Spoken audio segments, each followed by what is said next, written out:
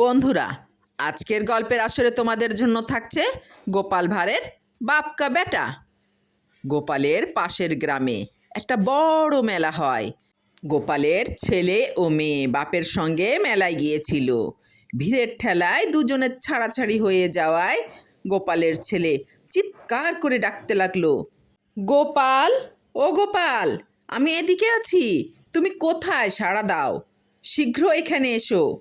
ছেলের ডাক শুনে গোপাল ছেলেকে রেগে মেগে বললে, নাম ধরে ডাকছিস যে? বাপ বলে ডাকতে বুঝি লজ্জা পায় তোর?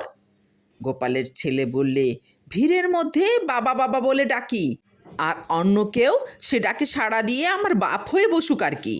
এটাই কি তুমি চাও নাকি? ছেলের জবাব শুনে গোপালকে খুশি হয়েই তার যুক্তির প্রশংসা করতে হলো। ভাবলো, হ্যাঁ, বাপ কা বেটা, ঠিকই হয়েছে। ছেলেকে গোপাল পিঠ চাপড়ে বললে, ঠিক কথাই বলছিস বেটা। এই বলে ছেলের বাহাদুরিতে বাপ বেটা দুজনেই হাসতে লাগলো।